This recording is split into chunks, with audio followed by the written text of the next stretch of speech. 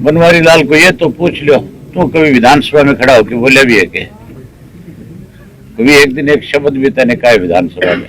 मंत्री रहते हुए लिखे, अगर किसी का क्वेश्चन भी आ गया तो ये तो ऐसे अनपढ़ लोग हैं कि आंसर भी नहीं दे पाए। जो लोग स्वयं विधानसभा में कभी एक शब्द नहीं बोल पाए, वो मेरे खिलाफ इस किस्म के आरोप लगाएं तो उनको शोभा नहीं देता। मेरे बारे में मुझे बताने की जरूरत नहीं। आप लोगों से पूछो कि विधानसभा में सरकार को सबसे ज्यादा घेरने वाला व्यक्ति क्या नाम है, वो बता देंगे कि अकेला अभय सिंह चौटाला है जो विपक्ष की भूमिका निभाता है। टिकरी बॉर्डर पे जो हत्याकांड हुआ है उसके बारे में उनका ये कहना है कि वो तो जाने अनजाने में भाजपा के लोगों के साथ फोटो है। जाने अनजाने में कैसे हो सकती है? मेरे साथ कोई फोटो खिंचाएगा, वो जाने अनजाने में कैसे खींच के ले जाएगा? फोटो तो तभी खिंचाता है व्यक्ति जब किसी की जानकारी हो पूर्ण रूप से। घर में बुला करके किसी के साथ फोटो खिंचाओ, वो अनजाने में नहीं हो सकता। हाँ, हो सकता है कि मैं चुनावी सभा में घूम रहा हूँ, मेरे साथ कोई खड़ा होकर के फोटो खिंचा जाए, वो एक अलग बात है। लेकिन निमंत्रण देकर के अगर कोई फोटो होगी तो बिल्कुल जानकारी में होगी। आज माजरा साहब साथ दिख रहे हैं, तो क्या पुरानी इनेलो एक होगी दोबारा से एकजुट? माजरा साहब हमारे बहुत पुराने साथी है। माजरा साहब मेरे से पहले चौधरी देवीलाल के साथ इन्होंने अपनी राजनीति शुरू करी। मैं तो राजनीति में बहुत बाद में आया हूँ, ये तो मेरे से पहले के राजनीति के अंदर प्रमुख भूमिकाएं निभाते रहे। यूथ के हमारे प्रेसिडेंट रहे स्टेट के, और उसके बाद चौटाला साहब के साथ मिनिस्टर रहे। चौटाला साहब के साथ इन्होंने बहुत संघर्ष किया। मेरे साथ भी माजरा साहब ने पार्टी को, संगठन को बहुत मजबूत करने का काम किया। आज भी माजरा साहब खुल करके मेरे पक्ष में यहाँ के लोगों से अपील करने के लिए आए हुए। बाकी बात माजरा साहब बैठे, आप सब इनसे करें। चौधरी साहब, दिग्विजय ने कल जनसभा में कहा था कि इनेलो की जो स्थिति है, इनेलो को इस स्थिति में आज एक सीट पर रहेगी, वो भी इस्तीफा दे दिया।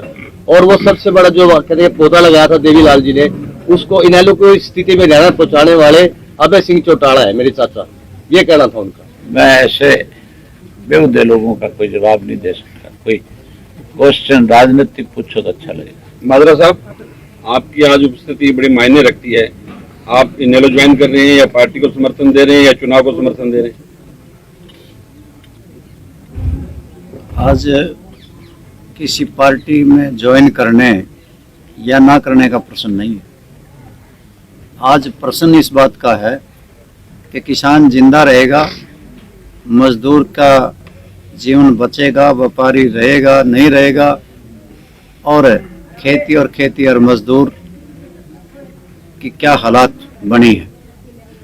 भारतीय जनता पार्टी के शासनकाल के चलते हुए इस प्रकार के कानून बनाए गए जिससे मंडियां खत्म हो जाएंगी, न्यूनतम समर्थन मूल्य नहीं रहेगा और ब्लैक मार्केटिंग को हौसला मिलेगा, बढ़ावा मिलेगा, बेरोजगारी बढ़ेगी, महंगाई बढ़ेगी। और जहाँ ये काले कानून बनाए गए, इससे हर व्यक्ति देश का प्रभावित हुआ है। और इस बात के लिए किसान संगठनों ने कहा था कि जो हमारे आंदोलन में शामिल होना चाहे वो अपने पद से इस्तीफा दे के आए। हिंदुस्तान के विधायकों, एमपीज की ओर निगाहें लगी हुई थी, परंतु देश के अंदर किसी ने भी एक कदम नहीं बढ़ाया। केवल अभय सिंह चौटाला ने किसानों का झंडा बुलंद करते हुए अपने पद से त्याग पत्र दे दिया और हरियाणा विधानसभा में ये कह दिया कि मैं किसानों के पक्ष में हरियाणा विधानसभा से त्याग पत्र दे रहा हूँ। उसके बाद तो किसानों के जड़े पे बड़े नमक छिड़के गए। हरियाणा की विधानसभा इस प्रकार का भूमि अधिग्रहण अधिनियम बनाया गया जिसमें 70% किसानों की सहमति की जरूरत थी, उसे खत्म कर दिया गया। हमारे देश की सरकार ने इस प्रकार का सेंट्रल इलेक्ट्रिसिटी अमेंडमेंट बिल बनाया, लेकर के आए, जिससे बिजली का निजीकरण होगा।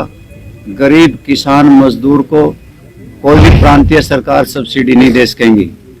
और इतना ही नहीं, पराली प्रबंधन के लिए, वायु गुणवत्ता बनाए रखने के लिए इस प्रकार का कानून लेके आए कि अगर कोई किसान पराली जलाएगा उसको 1 करोड़ रुपये जुर्माना और 10 साल की कैद हो जाएगी।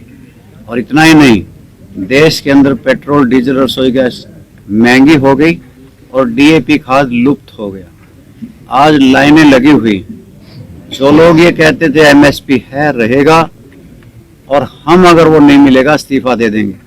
आज बाजरा 1200-1100 रुपये प्रति क्विंटल बिकता है। भावांतर योजना देने के बाद भी 650 रुपये का घाटा किसान को प्रति क्विंटल का है।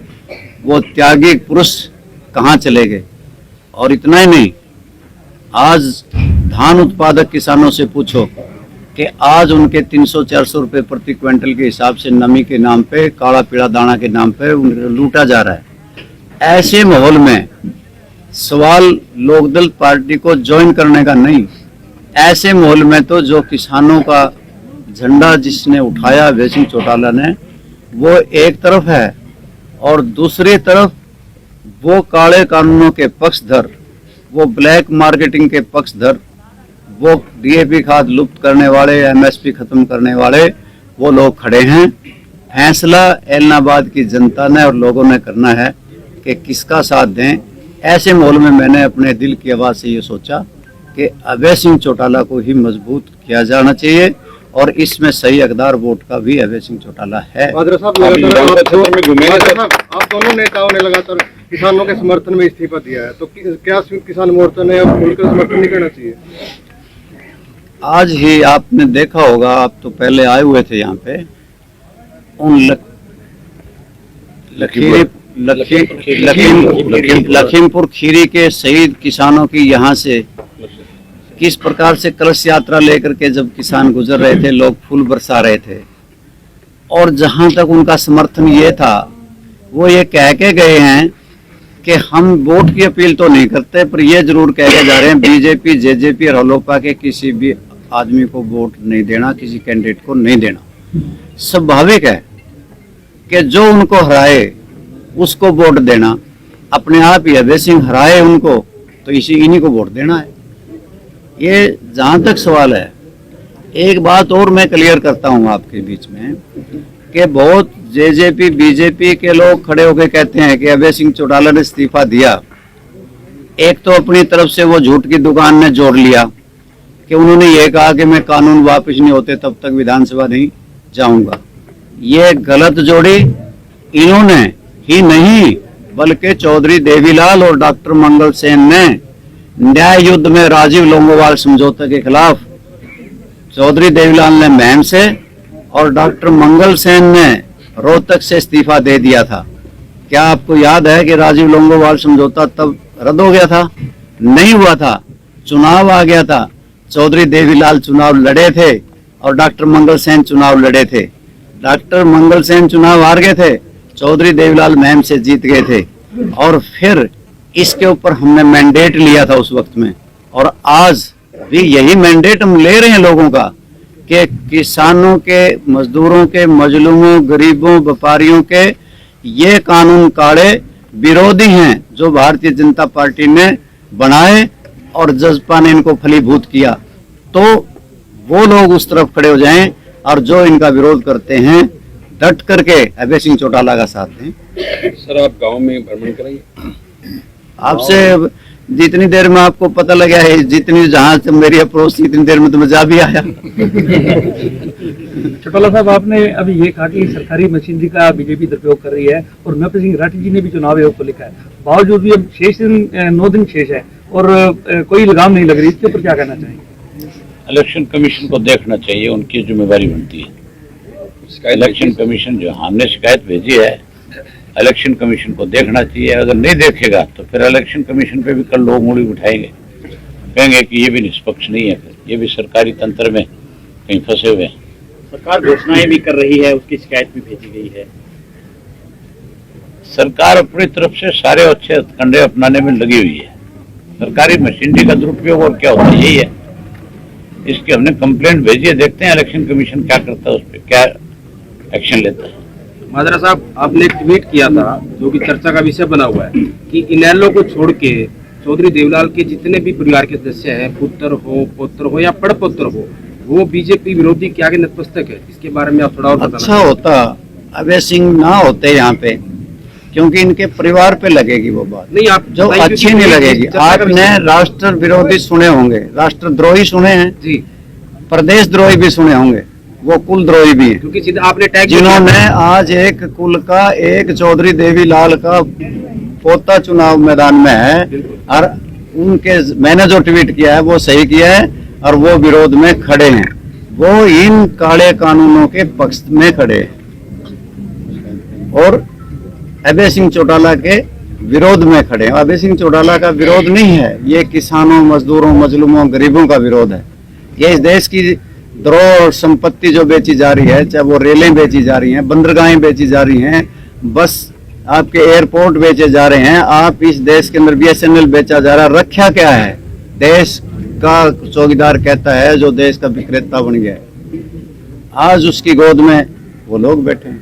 अभय सिंह जी, कल भूपेंद्र हुड्डा जी ने कल कहा कि वे इनेलो का एक विधायक बने ना बने कोई फर्क नहीं पड़ता, कांग्रेस से 31 से 32 कर दोगे तो अगली सरकार कांग्रेस की बन जाएगी। इसके बारे में क्या कहना है? हुड्डा तो इससे पहले ये भी कह गया था कि अभय सिंह 6 महीने के बाद फिर इस्तीफा देगा। वो तो मेरे बारे में कह गया, जीत गए तो। हुड्डा की बात की भी कोई वैल्यू है? 32 से कैसे बन जाएंगे? 32 तो हम भी थे। उन्होंने ये भी कहा कि अभय सिंह ने सरकार का साथ देते हुए जो है अविश्वास प्रस्ताव को हमारा साथ नहीं दिया, इस्तीफा पहले दे दिया। हुड्डा ने इस सरकार को ऑक्सीजन दी है 6 महीने के अविश्वास प्रस्ताव लाके, अदरवाइज ये सरकार गिर जाती, अविश्वास प्रस्ताव ना आता तो। ये तो बचाने वाला है, बीजेपी से मिला हुआ है। साहब, आप दोनों से सवाल है। मुख्यमंत्री ने एक बयान दिया चंडीगढ़ में, दुष्यंत चौटाला ने, कि जो नॉन सीरियस जो पॉलिटिशियन है अभी वो प्रचार कर रहे हैं और उनसे इनेलो जो है वो काफी तरीके से शिकायत कर रही है। जब हम प्रचार में आएंगे तो क्या हाल होगा, कैसे देखते हैं आप?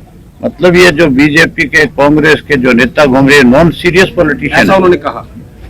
तो इसका मतलब इनकी पार्टी का अध्यक्ष जो अजय सिंह चौटाला वो नॉन सीरियस पॉलिटिशियन उसके है। खुद पिताजी और भाई, मैं बता रहा हूँ भाई, उसका बाप, उसका भाई, दोनों नॉन सीरियस हैं। उनके पिताश्री हमारे साथ मुझसे पूछ रहे हो ना जी, हमारे साथ विधानसभा में थे। अब इससे ज्यादा दिवालिया इनका और क्या पिटेगा?